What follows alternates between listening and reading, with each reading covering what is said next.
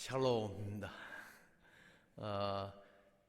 오늘 십자가에서 돌아가신 후에 사흘 만에 예수님께서 부활하시고 난 후에 무서워서 두려워 떨고 있던 제자들에게 나타나시면서 하신 첫 번째 인사말이 무엇일까요?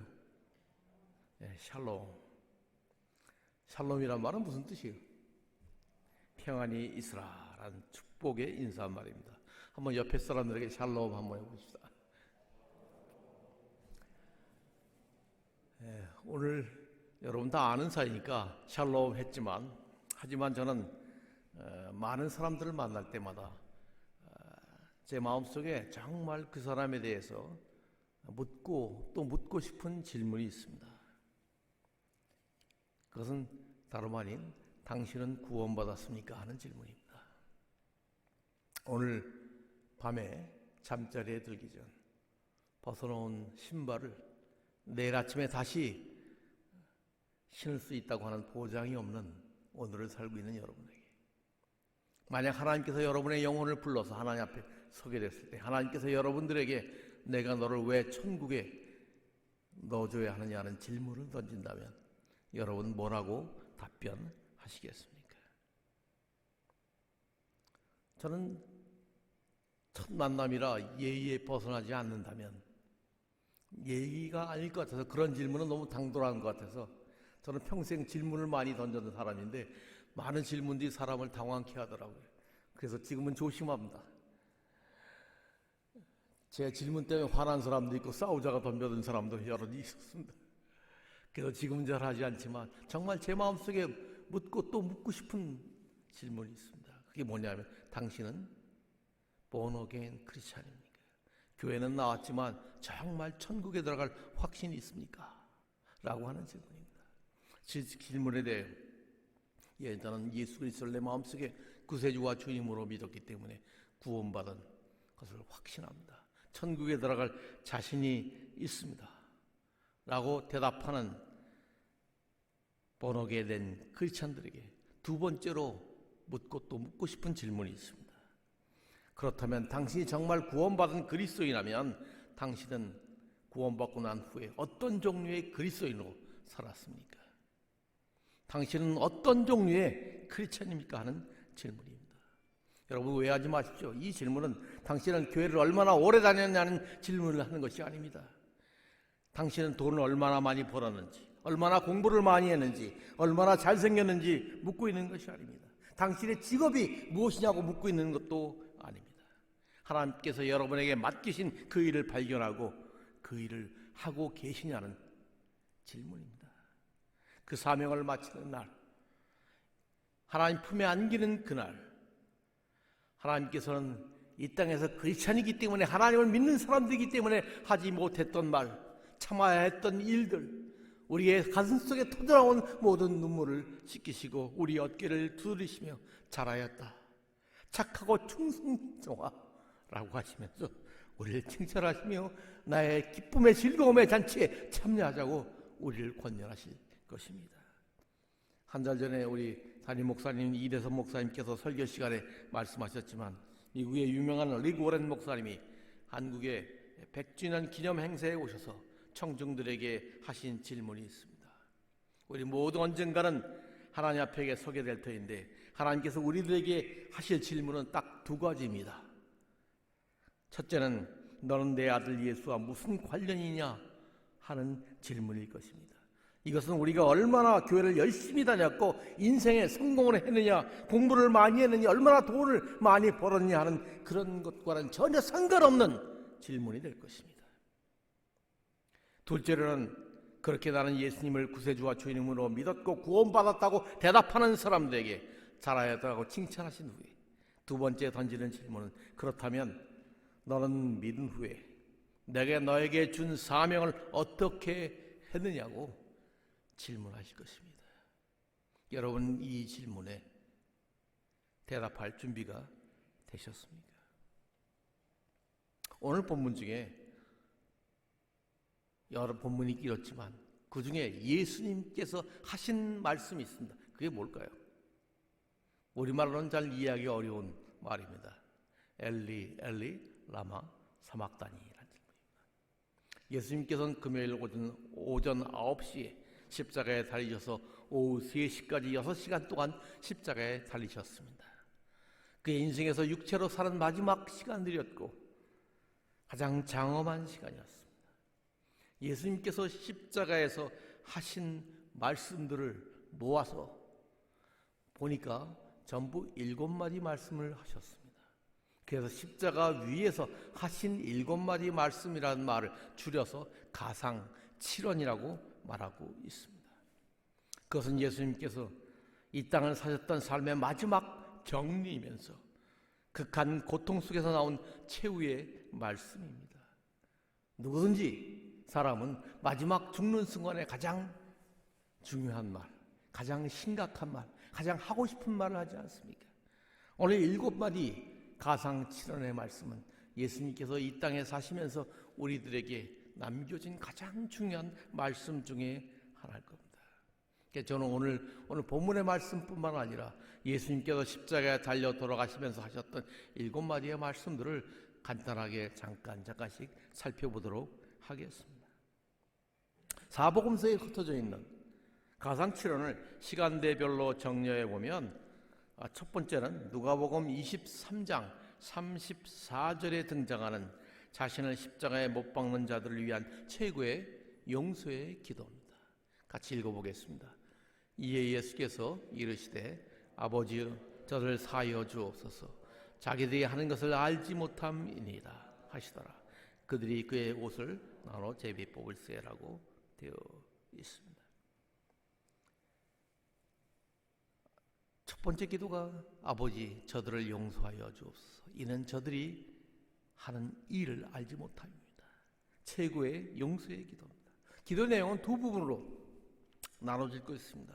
첫째는 아버지여 저들을 용서하여 주옵소서라고 하면서 아버지 하나님께 용서를 구하는 요청입니다. 뒷부분은 자기들이 하는 것을 알지 못함입니다 하는 용서를 구하는 근거가 무엇인가를 밝히고 있습니다.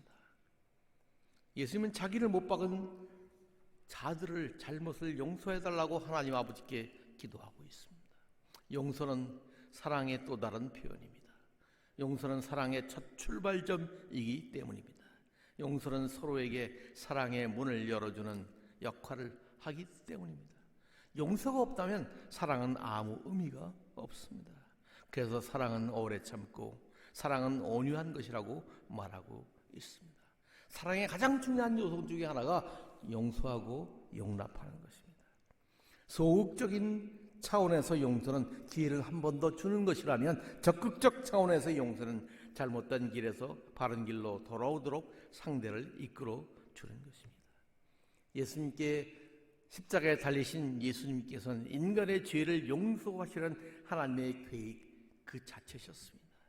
하나님의 뜻을 이루기 위해서 이 땅에 오신 예수님은 스스로 대속의 죽음을 택하셨습니다.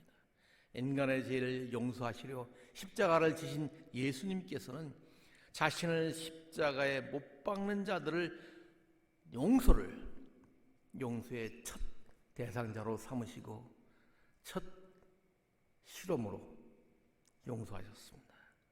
또한 우리들 역시 그들의 공범자입니다. 비록 시공간은 다르지만 예수님께서 십자가를 지실 수밖에 없도록 죄값을 축적시킨 유전자적 동조자들이기 때문에 그렇습니다. 예수님의 용서의 근거를 제시하는 것은 그들의 무지였을 겁니다. 미처 알지도 못하는 것도 용서의 대상이 된다는 말씀입니다. 사도 바울이 지적한 것처럼 만일 알았더라면 영광의 주를 십자가에 못 박지 아니하였으라고 말씀하고 있습니다.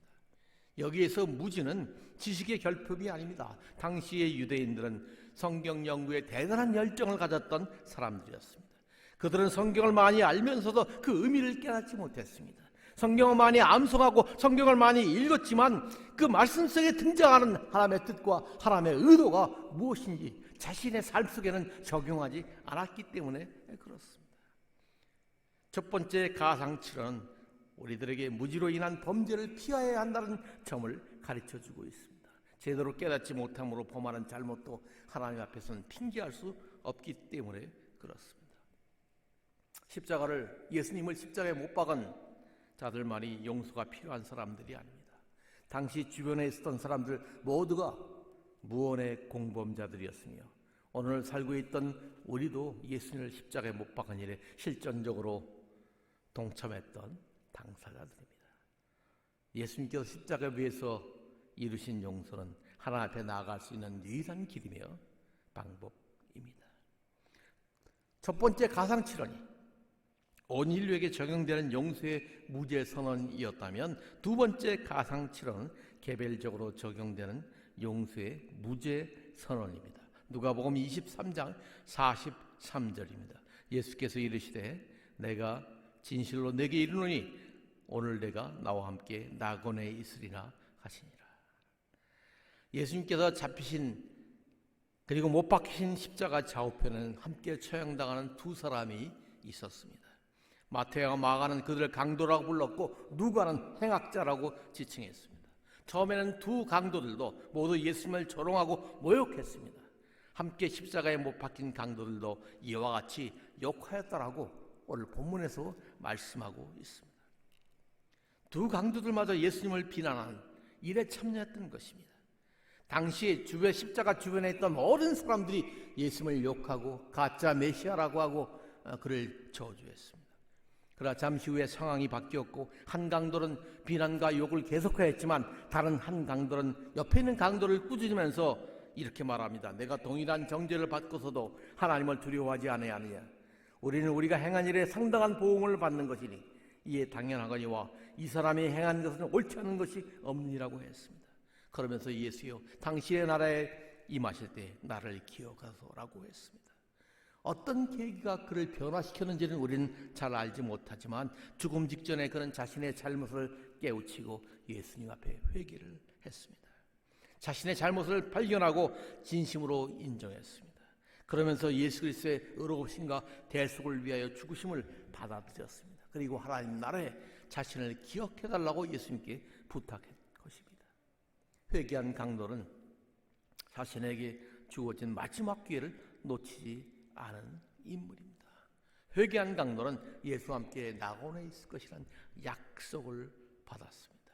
회개가 즉시 용서받았습니다. 그런 점에서 두 번째 가상칠언은 최고의 사죄의 기도입니다. 최고의 약속의 기도입니다. 구원은 자신이 쌓은 공적으로 이루어지는 것이 아닙니다. 그것은 예수 그리스도의 대속함을 믿음으로 이루어지는 하나님의 전적인 은혜임을 보여주고 있습니다. 세 번째 가상칠언은 육신의 어머니신 마리아에 대한 배려로서 부모 공경의 계명을 구체적으로 실천한 말씀입니다. 예수께서 자기의 어머니와 사랑하시는 제자가 곁에 있는 것을 보시고 자기 어머니께 말씀하시되 여자여 보소서 아들이니다 하시고 부모 공경 마리아를 불러서 요한에게 내 어머니다라고 하시면서 마지막 삶 예수님이 떠나시고 난 후에 그 어머니 돌볼 것을 요한에게 부탁하고 있습니다. 내 부모 공경은 다른 계명과는 달리 장소와 땅의 축복이 약속되어 있습니다. 출애굽기 20장 12절 10계명 중에 내 부모를 공경하라. 그리하면 내 하나님 여호와가 내게 준 땅에서 내 생명이 길리라. 신명기 5장 16절 너는 내 하나님 여호와께서 명령한 대로 내 부모를 공경하라. 그리하면 내 하나님 여호와가 내게 준 땅에서 내 생명이 길고 복을 누리리라. 이를 두고 바울은 약속이 있는 첫 계명이라고 말하고 있습니다. 마리아는 육신의 어머니지만 이제 십자가에 달려 돌아가시는 그 예수님은 자신의 아들이 아니고 하나님의 아들이심을 믿어야 했습니다. 구원은 혈통으로 나는 것이 아니고 육정으로 나는 것이 아니기 때문입니다. 예수님 십자가에 달려 돌아가시면서 내가 시간이 없어 부모에게 효도를 다 못해준다. 어머니 잠깐만 기다리십시오. 잠깐만 참으십시오. 내가 하늘나라 갔다 돌아와 효도하겠습니다라고 말하지 않았습니다. 예수님이 이 땅에 평강에 관심을 가졌습니다. 예수님은 최고의 고통 중에서 이 땅에 어머니를 잊지 않으셨습니다. 예수님의 어머니를 마리아에게 부탁을 했을까요? 마리아를 요한에게 맡기셨을까요?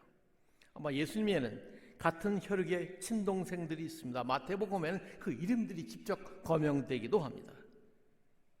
이는 그 목수의 아들이 아니냐? 그 어머니는 마리아, 그 형제들은 야고보, 요한, 시몬, 유다라 하지 않느냐? 그 누이들은 다 우리와 함께 있지 아니하냐? 그런데도 불구하고 요한에게 마리아를 부탁한 몇 가지 이유가 있습니다. 첫째로 요한은 예수께서 십자가에 못 박히신 그 자리에 있었던 유일한 제자입니다. 베드로를 비롯한 다른 제자들은 다 도망가고 현장에 없었습니다. 요한만 있었습니다. 요한에게 맡길 수밖에 없었던 겁니다. 두 번째로 마리아는 예수님을 낳으신 육신의 어머니지만 그보다 더 큰 비중은 영적인 관계였습니다. 인류의 구원을 위해 오신 예수님이 메시아가 탄생한다는 천사의 전을 직접 들은 것도 마리아였고, 가나의 혼인잔치에서 물을 포도주로 만드는 예수님의 주요 사역에 직접 참여한 증인이기도 합니다. 후에는 마가의 다락방의 기도회를 통해서 초대교회의 태동에도 관여하였습니다. 그런 점에서 어머니 마리아에는 사역을 계승할 제자 요한에게 맡겨졌던 것입니다. 셋째로 요한은 다른 제자들과는 달리 가장 오래 살면서 교회를 끝까지 지킨 사람입니다. 대부분의 찾은 제자들은 전도하다가 순교했습니다. 그러나 요한은 비록 반모섬에 유배당하기는 했지만 오랫동안 살다가 수명을 다하고 죽은 유일한 제자입니다. 요한이 다른 제자보다 오래 살아 했던 이유는 위기한 처한 초대교회를 끝까지 지키기 위해서였습니다.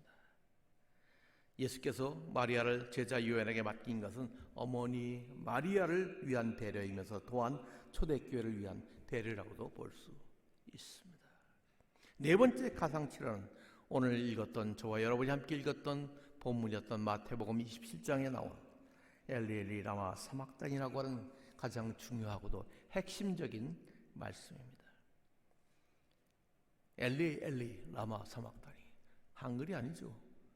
엘리 엘리 라마 사막단은 그 당시 유대인들이 사용하였던 아람어입니다. 성경은 잘 못 알아들을까 봐 그 내용을 번역해까지 해놨습니다. 나의 하나님 나의 하나님 어찌하여 나를 버리셨나이까. 이 엘리 엘리 라마 사막단을 잘 이해하기 위해서는 두 중심 단어를 잘 이해해야 합니다. 하나는 버렸다는 단어고 하나는 어찌하여라는 단어의 정확한 의미 파악이 필요합니다. 첫째로 버렸다는 번역되는 아람어 사바크는 단순히 내어버림이 아니라 완전히 포기했다는 말입니다. 유기했다고 번역할 수 있습니다. 하나님은 예수님께 완전히 등을 돌리셨고 예수님은 영적 소외감과 고독감으로 탄식하며 부르짖고 있는 것입니다. 오늘 그래서 엘리 라마 사막단이 하면서 하나님을 부를 때 아버지라고 부르지 않고 하나님이라고 엘리라고 부르고 있는 장면 주의 깊게 보셔야 합니다. 지금 관계는 아버지와의 관계가 아니라 하나님과의 공적인 관계를 부르고 있는 것을 볼 수 있습니다. 두 번째 어찌하여라는 단어의 해석입니다. 여기 어찌하여는 하나님께서 몰라서 묻는 질문이 아닙니다. 예수님께서 자신이 십자가에 달려 죽어야 할 내용들이 구약 전체에 걸쳐 예언되고 강조되었다는 것을 너무도 잘 알고 있던 분이었습니다. 그리고 누군가 남을 위하여 대신 죽어야만 한다는 대속의 원리도 잘 알고 있었습니다. 그런데 왜 어찌하여라고 말씀하셨을까요? 히브리어에는 두 종류의 의문문이 있습니다. 하나는 몰라서 묻는 질문입니다. 이럴 때는 마도아라고 하는 단어를 쓰고 있습니다. 두 번째는 내용은 잘 알면서도 더 깊은 차원의 이유를 알고 싶을 때 하는 질문, 라마라고 합니다. 엘리 라마라고 했죠. 이 라마는 영어로 하면 for what, 무엇을 위하여, 왜 그렇게 하셨는지 그 의도와 목적을 묻는 질문입니다. 그런 점에서 어찌하여라는 질문이 아니라 하나님께서 집행하시는 현재의 그 일에 대한 동의와 인정이라고 할 수 있습니다. 비록 자신은 일시적인 고통이 따르지만 그 일로 인하여 온 인류가 주어지는 죄 용서와 구원의 은혜를 바라보면서 오히려 하나님을 향하여 찬양하고 있는, 부르짖음하고 해석할 수 있는 내용입니다. 그리고 그 일이 구체적으로 지금 성취되고 있는 것입니다. 예수님께서 외친 어찌하여라는 단어 속에는 인간의 구원과 그 결과로 주어질 축복에 대한 선언과 희망이 함께 담겨져 있는 것입니다. 다섯 번째 가상칠환. 그 후에 예수께서 모든 일이 이미 이루어진 줄 아시고 성경을 응하게 하려 하사 이르시되 내가 목마르다 하시니라. 육체적인 갈등을 표현하는 말씀입니다. 최고의 고통의 기도라고 할 수 있을 겁니다. 구약 시편 69편 21절의 시련입니다. 그들이 쓸개를 나의 음식물로 주며 목마를 때에는 초를 마시게 하였사오니. 이는 예수님께서 성육신하신 하나님이시지만 이 땅에 오셨을 때는 육체를 지니시고 이 땅에 사셨음을 분명하게 보여주고 있는 내용입니다. 예수님은 실제로 주무시기도 하셨고 피곤하셨기도 시장하여 배고파하기도 하셨습니다. 3번이나 우신 적이 있으시며 성전을 더럽히는 상인을 내쫓으며 심히 분노하기도 하셨던 분이십니다. 그리고 마지막 남긴 말씀 중에는 심한 갈등으로 내가 목마르다라고 표현하였습니다. 1세기 초대교회는 위협했던 영주주의 이단들은 이원론의 근거에서 영만을 실체로 받아들이고 육체는 죄악시하였습니다. 그런 근거로 예수께서 실체로 육체를 입고 이 땅에 사신 것이 아니라 사람들이 예수님이 오신 것으로 착각을 하고 잘못 봤다라고 하는 가현설, 도세티즘을 주장했습니다. 오직 영적인 주님만 존재한다는 것입니다. 그러나 예수님께는 실제로 육체를 입고 이 땅에 오셨고 그 몸으로 우리 죄를 위하여 십자가에 못 박혀 죽으셨습니다. 다섯 번째 가상칠은 그런 점을 분명하게 밝혀주고 있습니다. 예수님께서 목말라 하신 것은 육체의 갈증으로 인한 고통의 호소지만 그것은 곧 우리의 영적인 목마름을 해결해 주시기 위해 대신 겪으신 고통이기도 합니다. 그래서 기원전 800년 전에 선지자 이사야는 이렇게 말하고 있습니다. 그가 찔림은 우리의 허물 때문이요 그가 상함은 우리의 죄악이라. 그가 징계를 받음으로 우리가 평화를 누리고 그가 채찍에 맞음으로 우리는 나음을 받았도다라고 하셨습니다. 그 고통 속에는 목마름도 포함되어 있습니다. 다섯 번째 가상칠은 단순히 목마름의 고통만을 호소하는 것이 아닙니다. 그것은 오히려 우리의 영적 목마름을 해결해 주시겠다는 복된 소리의 선언이며 하나님께서 우리의 필요를 아시고 부족함이 없도록 채우시는 하나님이심의 하늘의 약속이십니다. 여섯 번째 가상칠은 다 이루었다는 완성의 선언입니다. 다 이루었다. 다 이루었다. 한국말로는 다 이루었다. 라고 해서 두 단어이지만 영어로는 It is finished. 세 단어입니다. 예수님께서 친히 말씀하신 헬라어는 테텔레스타이라고 하는 한마디 단어입니다. 예수님께서 십자가에 돌아가시면서 하신 이 한마디 테텔레스타이는 지금까지 지구가 생긴 이래 인류가 말해왔던 그 수많은 말들 중에 가장 위대하며 가장 희생적이며 가장 영향이 많으며 모든 사람에게 영향을 미쳤던 단어입니다. 다 이루었다. 무엇을 다 이루셨습니까? 하나님의 뜻과 명령이 완전히 성취되었습니다. 예수님의 십자가의 죽으심은 인류를 구원하시기 위한 하나님의 계획이요 뜻이요 명령이었습니다. 예수님의 죽으심은 잘못해가지고 잡혀서 실수로 죽은 것이 아니라 하나님께서 정하신 죄에 대한 대가를 치르기 위하여 일부러 잡혀서 십자가에서 달려 돌아가신 것입니다. 인간의 죄를 대신한 속죄의 제물이 하나님의 요구셨습니다. 하나님께서는 이를 피하지 아니하시고 아버지여 내 뜻대로 마옵시고 아버지의 뜻대로 하옵소서라 하시며 순종하며 이 모든 것을 이루셨던 것입니다. 무엇을 다 이루셨습니까? 율법을 다 이루었습니다. 여러분 율법의 요구를 아십니까?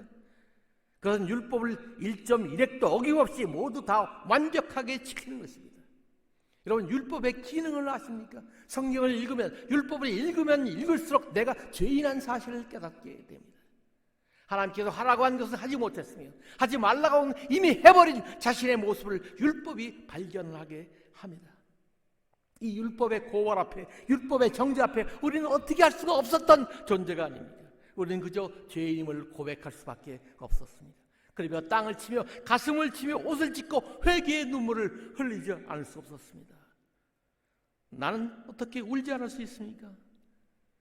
그러나 우리의 잘못을 발견함으로 말미암아 회개하며 흘리는 이 눈물이야말로 얼마나 고귀한 것입니까? 얼마나 소중한 눈물입니까? 저런 눈물을 멸시하는 차가운 지식에 빠진 이성주의자는 영적인 성경의 신앙을 제대로 배우지 못한 사람이라고 생각합니다.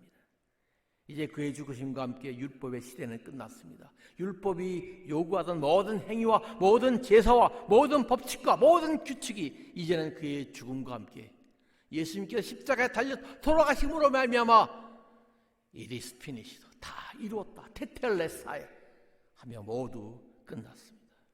성경은 말합니다. 이 성소의 휘장이 위로부터 아래까지 찢어져 둘이 되고 땅이 진동하며 바위가 터지고라고 말합니다.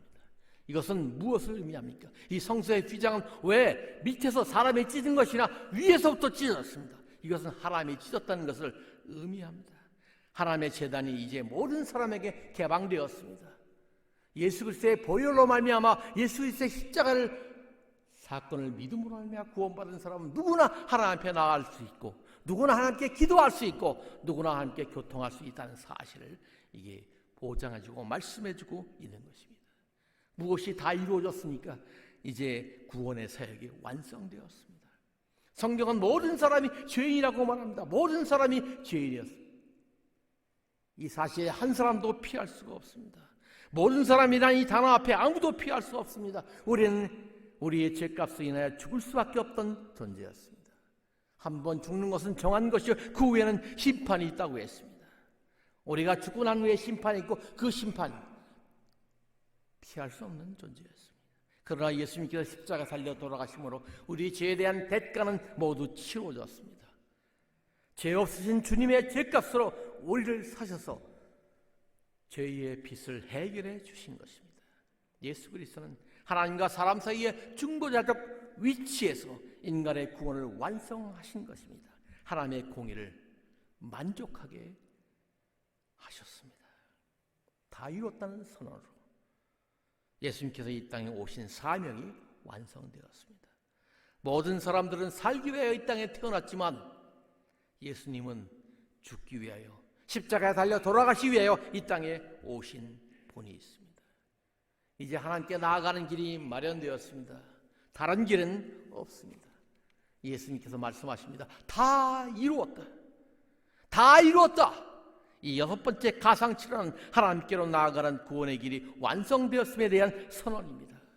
그것은 예수님께서 말씀하신 대로 내가 곧 길이요 진리요 생명이니 나로 말미암지 않고는 아버지께로 올 자가 없니라는 말씀의 성취이기도 합니다. 하나님께로 나아가는 길은 오직 예수 그리스도를 통해서만 가능합니다. 다른 길, 다른 대안은 없습니다. 그래서 오순절 강림 후에 베드로는 이렇게 외칩니다. 다른 이로서는 구원을 얻을 수 없나니 천하 만민 중에 구원을 얻을 만한 다른 이름을 우리에게 주신 일이 없음이냐. 다른 길은 없습니다. 다 이루었다는 구원의 완성은 누구에게나 열려 있다는 완전한 성취입니다. 문제는 우리가 그것을 받아들이지 않으면 아무 효력이 없다는 것입니다. 구원의 조건은 필요 조건은 갖추어졌지만 구원의 충분 조건은 마음의 문을 열고 우리 인생의 마음의 문을 열고 하나님께서 마련해 주신 구원의 길을 받아들이는 몫이 우리에게 남겨진 것입니다. 성경에서 영접의 중요성을 강조한 이유가 바로 그것 때문입니다. 영접하는 자 곧 하나님의 이름을 믿는 자들에게는 하나님의 자녀가 되는 권세를 주셨으니라고 영접 곧 믿음이라고 말하고 있습니다. 영접이라는 것이 무엇입니까? 예수님께서 나를 위하여 십자가에 달려 돌아가셨다는 그 사실을 마음속에 받아들이는 것, 이 받아들인다는 말을 한자로 영접 아닙니까? 예수님께서 십자가에 달려 돌아가신 그분을 이제 내가 믿습니다, 받아들입니다라고 그렇게 받아들일 때 하나님의 자녀가 된다고 성경은 우리에게 약속하고 있는 것입니다. 구원의 길을 완성하신 예수님께서 마음의 문을 열지 못하는 우리들에게 지금도 우리의 마음의 문을 두드리시며 녹화하고 있습니다. 볼지어다 내가 문 밖에 서서 두드리노니 누구든지 내 음성을 듣고 문을 열면 내가 그에게로 들어가 그로 더불어 먹고 그는 나로 더불어 먹으리라. 십자가 위에서 자신의 사명을 완성하신 예수님께서는 살기 위해서 이 땅에 몸부림치며 발버둥하며 사는 우리들에게 어떻게 해야 하나님 앞에 바르게 살 수 있는가를 보여주신 내용. 다 이루었다. 구원의 길이 완성되었다. 이제 그 예수를 받아들이면 됩니다. 가상칠언의 마지막 7번째 말씀은 영혼을 하나님 손에 의탁한다는 내용입니다. 예수님의 마지막 모습은 우리들 살아가야 할 모본을, 구원받은 우리 하나님의 자녀들이 어떤 모습으로 살아가야 할 것인가를 나타내는 예표이기도 합니다. 그 모본을 뒤따른 최초의 인물은 최초의 순교자 스데반입니다. 돌로 치는 유대인 앞에서 마지막 남긴 말은 예수님의 가상칠언 중 첫 번째와 마지막 말씀을 그대로 실현한 내용이었습니다. 이 죄를 저들에게 돌리지 마옵소서. 주 예수여 내 영혼을 받으시옵소서라고 하는 외침으로 세상을 떠났던 스데반입니다. 스데반이 보여줬던 예수님의 모범은 이제 우리가 뒤따라 실천할 차례가 되었습니다. 가상칠언의 말씀은 우리에게 베푸신 구원의 메시지면서 동시에 우리들이 따를 신앙의 이정표입니다. 여러분 조용히 눈을 감으시고 주님께서 십자가에 달리시던 그 장면을 한번 상상해 보시기 바랍니다. 아침 9시입니다. 마침내 그가 눕혀진 십자가에 그의 손엔 굵은 대못이 박히기 시작합니다. 온몸을 천륜하는 예수 그리스도의 절규가 허공을 때리고 있습니다. 그 순간 주님은 십자가에 높이 달리셨습니다. 하늘과 땅 사이의 골고다에 주께서는 매달리십니다. 예수 그리스도, 그분이 참으로 나 때문에 십자가에 지셨다면, 나 때문에 십자가에 못 박혀 단양하셨다면 오늘 우리가 만난 이 고난주간의 의미는 과연 무엇입니까? 1시간이 아닙니다. 2시간이 아닙니다. 3시간이 지나고 있습니다. 갑자의 정오에 태양이 어두워지면서 하늘은 캄캄한 어두움으로 뒤덮이기 시작합니다. 하늘은 빛을 잃었습니다. 하늘과 땅 사이에 매달려 엘리 엘리 라마 사막다니 하시며 내 모든 죄를 담당하시고 십자가에 피를 흘리셨던 그 주님, 십자가에 매달려 자기를 못 받고 자기를 조롱하며 침뱉는 사람들을 향하여 아버지여 저들을 용서하여 주옵소서. 저들은 자기들이 하는 짓을 모르니 저들을 용서하여 주옵소서라고 기도하시던 주님, 3시간 이상 십자가에 달려 고통을 당하시며 피를 흘리시며 그 주님께서 이렇게 소리 지르십니다. 내가 목마르다. 그 성에서 쏟아진 오장육부의 피 흘림이 우리 주님 예수 그리스도를 몹시도 괴롭히던 생애의 마지막 순간, 5시간이 지났을 때 그는 마침내 이렇게 외칩니다. 다 이루었다. 마지막 핏방울이 골고다의 언덕을 적시던 그 순간 주님께서 말씀하십니다. 다 이루었다. 한 시인이 이 놀라운 장면을 묵상하다 견딜 수 없는 감격으로 이렇게 말합니다. 다 이루었다. 그날 그 하늘을 날던 새들은 시커먼 먹구름장으로 뒤덮인 하늘을 향해서 말합니다.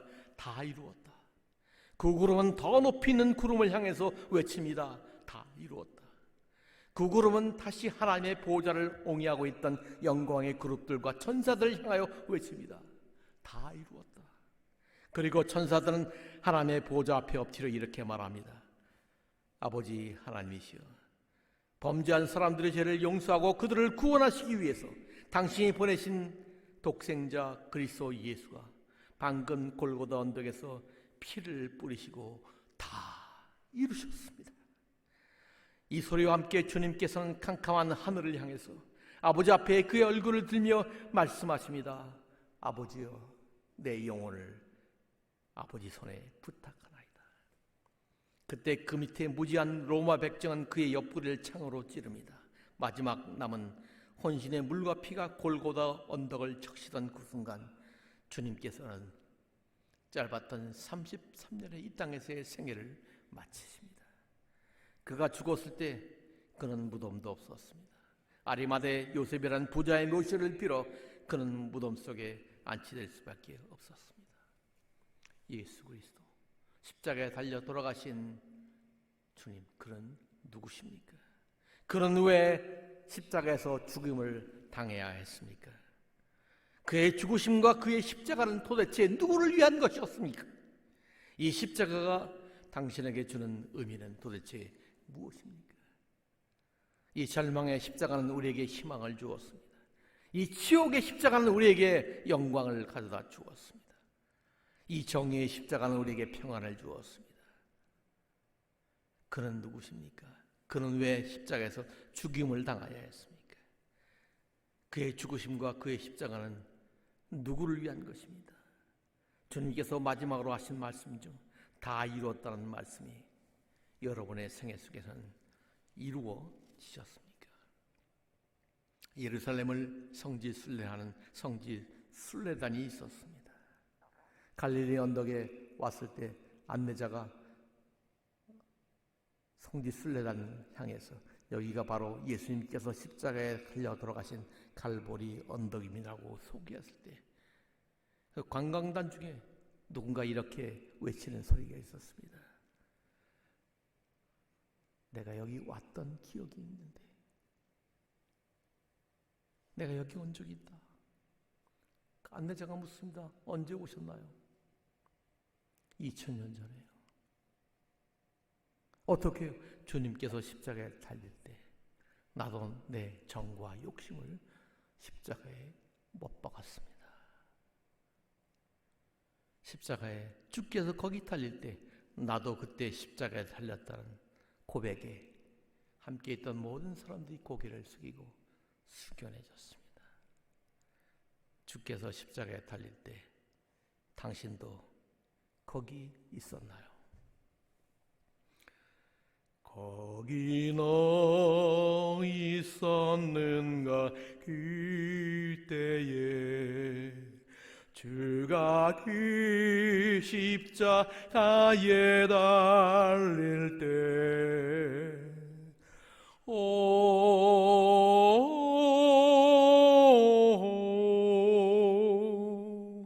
때로 그 일로 나는 떨려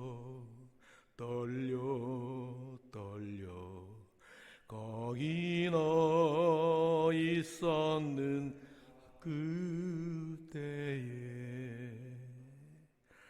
거기 너 있었는 그때에 해가 그 밝은 빛 흘릴 때